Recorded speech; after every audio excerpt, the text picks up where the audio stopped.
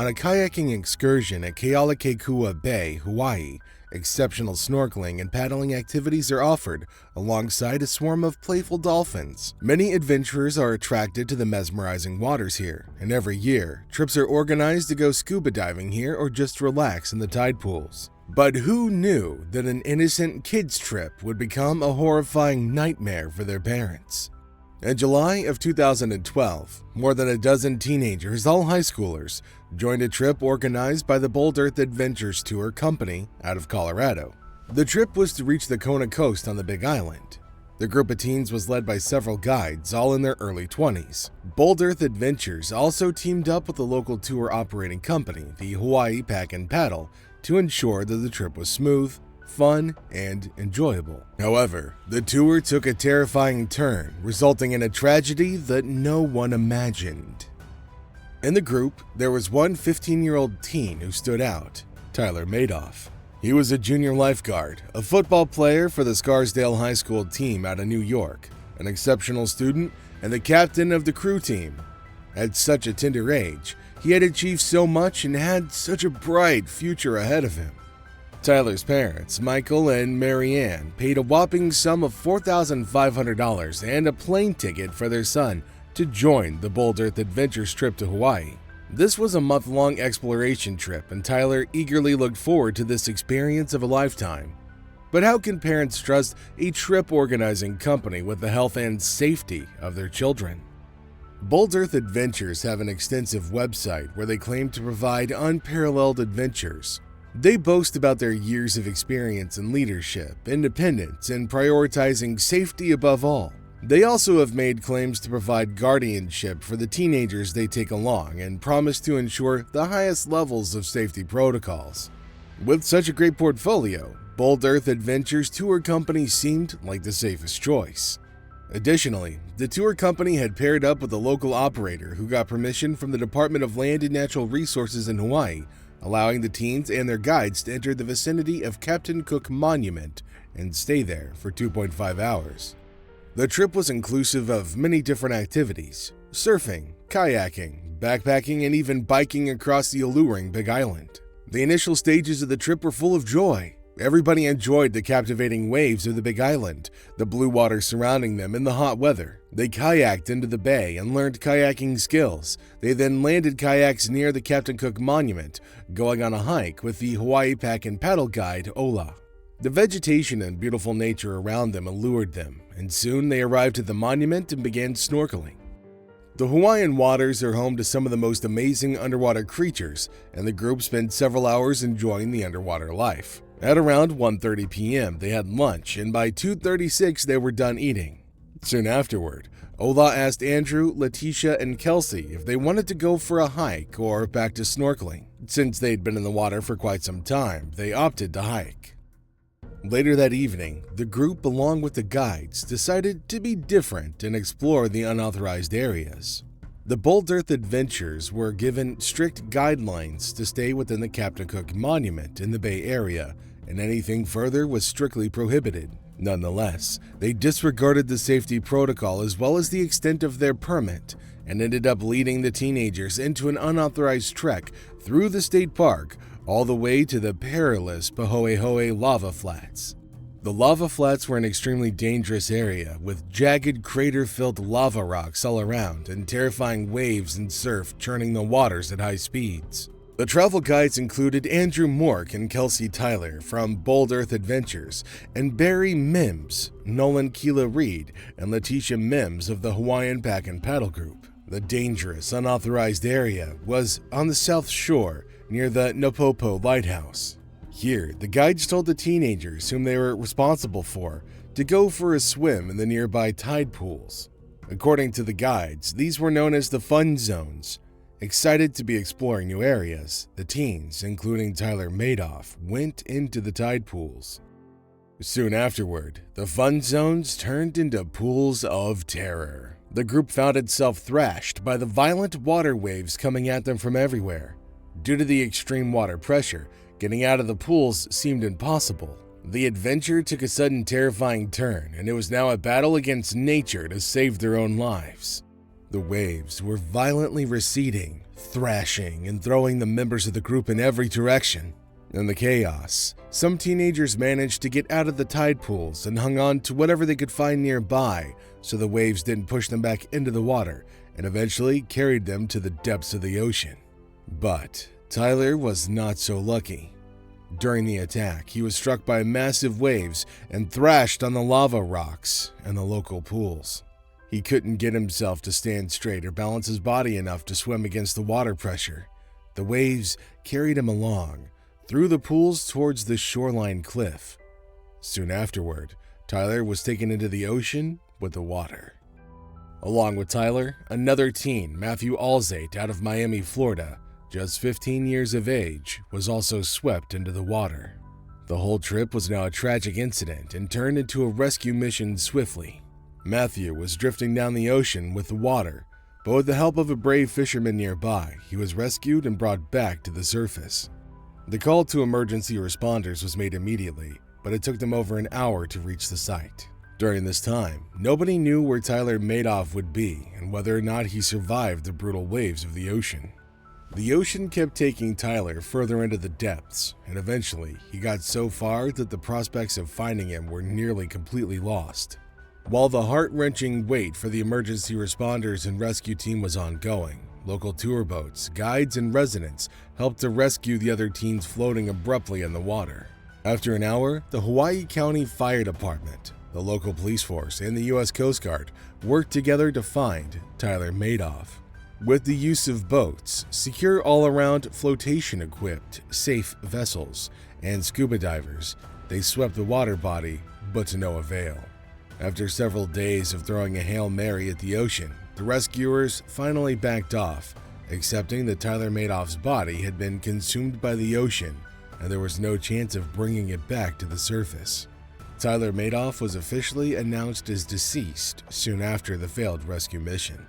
The tragic incident was heartbreaking for Tyler's parents, and they couldn't believe that two touring companies, especially Bold Earth Adventures, who boast about their professionalism publicly, would overlook the safety guidelines and disregard the itinerary and the permit given to them. Michael Madoff, the father of the deceased teenager, blamed the tour guides, especially Andrew Mork, who was the team leader. He said that the 22-year-old guide poorly judged the situation and disregarded the safety of the children under his care. Michael further added that Andrew was the one who allowed the Hawaii Pack and Paddle guides to enter unauthorized areas and take the teens with them. Almost a year after the death of their beloved son, Michael and Marianne filed a lawsuit against the Bold Earth Adventures tour company for negligently taking the children to uncharted, unauthorized areas, which resulted in the death of their son, Tyler.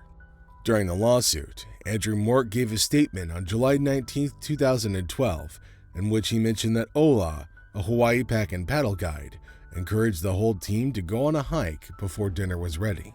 He mentioned that the hike would give a great view of the coastline and referred to it as the King's Tour. He further added that they approached the coastline and then entered the pools. Kelsey, Letitia, and Andrew sat in the Queen's Bath, and the students, along with Ola, sat in the larger Queen's Bath 15 yards away. And soon afterward, the waves hit. This wave submerged Andrew, and he immediately hung onto a rock and then got up to see the students and ensure their safety. This time, another wave hit. He shouted, signaling everyone to retreat to the tree line. But during this, the third wave came across. This wave took Tyler away with it. According to Andrew's statement, Tyler's face was emotionless, and he didn't move his body at all, indicating as if he was unconscious. The Bold Earth team and Hawaii Pack and Paddle accused each other, throwing statements that the other had pushed them to go on the hike and enter the danger zone. Some also made statements that the students ignored the guide's warnings to stay on higher ground. However, this was all irrelevant and insensitive commentary, as the guides were not supposed to take the children to this area in the first place. The lawsuit went on for well over a year, and the Madoffs fought legally to ensure that justice was served. However, in 2014, the lawsuit was settled by giving monetary compensation to the Madoff family. The amount given to the Madoffs remains undisclosed. But a statement made by Tyler's father mentioned that the lawsuit was never about the money. It was always about ensuring that such companies are exposed, and hope is given that other families won't have to face the tragedy and the heartbreak that their family will go through forever. Following the lawsuit, Hawaii Pack and Paddle's, or HPP's, permit for organizing tours and adventures was revoked in September of 2012. The Department of Land and Natural Resources in Hawaii conducted an internal investigation, and they found out that the company violated 3 basic safety provisions. Firstly, they exceeded the number of guests the permit allowed. Secondly, they exceeded the maximum time per landing. And lastly, they entered unauthorized areas, resulting in the demise of a young 15-year-old boy. Despite the negligent acts of the Hawaii Pack and Paddle group, there were no criminal charges filed against the company. Although their license was revoked, the company apparently never suspended its activities and continued organizing trips and tours illegally without a license. Online reviews on apps such as Yelp and TripAdvisor showed that many people entrusted Hawaii Pack and Paddle with their lives, and many of them gave happy reviews about the kayak trips led by the company. A complaint to the Department of Land and Natural Resources was made, but no reply was received against it. Furthermore, the Department of Commerce and Consumer Affairs of Hawaii categorized the company in the list of businesses not in good standing in Hawaii. The official company phone number allotted to them at the Big Island was also disconnected. Nevertheless, they continued their operations and led many kayak trips despite having no permit to do such business activities. With the revocation of Hawaii Pack and Paddle's permit, the Bold Earth Company also issued a statement in 2012 mentioning the incident as a terrible natural event with tragic consequences. Since the company was highlighted, investigations into the company also began. In their statements, the Bold Earth Group mentioned that they conduct strict background checks on all employees and do not hire criminal offenders. Yet they hired Andrew Mork, who had a long-standing criminal record of disorderly conduct, drug possession, and several traffic violations. When this came on the record, Bold Earth backed off and did not comment. This was a true indicator that only Hawaii Pack and Paddle were not a shady company, but the Bold Earth Adventures also hid its own secrets. During the trial, Jim Howe, an expert in ocean safety, made comments related to the present case and said that tour companies negligently hire inexperienced guides who have very little knowledge about Hawaii, the ocean, and its conditions on the islands. He mentions that this is a serious problem and puts the customers at grave risk because these guides are the ones who will be eventually making recommendations and leading the customers. In the case of Tyler, the inexperienced young guide led him straight to his tragic death. After the settlement of the lawsuit in 2014, the Madoff family's attorney, Loretta Sheehan of Davis Levin Livingston Law Firm in Honolulu, gave a public statement to the media that the Madoff family is now spending time with their 2 children, and they're hopeful that Tyler's memory and the whole incident would serve as a reminder to all tour companies to ensure the safety of their customers, especially children, and enforce safety programs. The companies should make strict rules for hiring people experienced in Hawaii.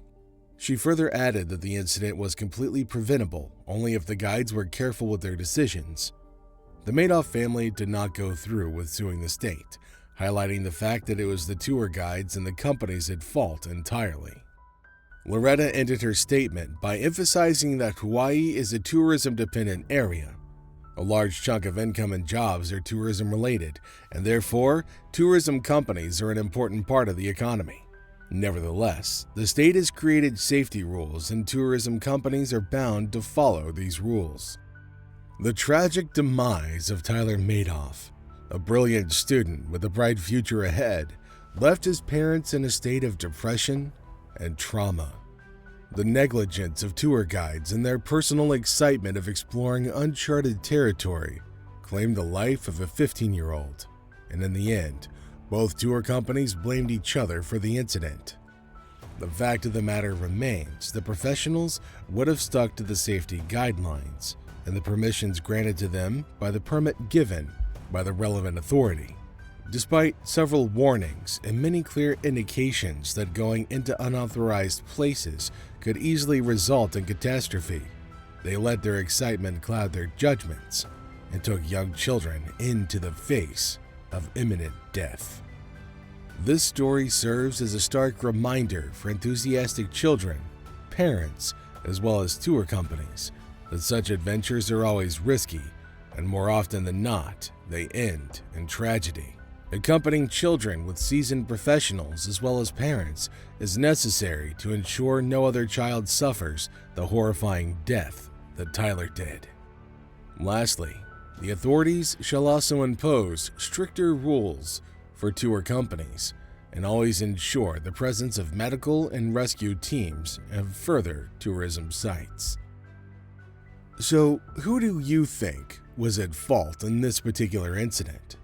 Let us know your thoughts in the comment section below. And if you found this video interesting, consider giving it a like and subscribing to our channel for more videos where we uncover more accidents. Thanks for watching, everybody. We'll see you next time.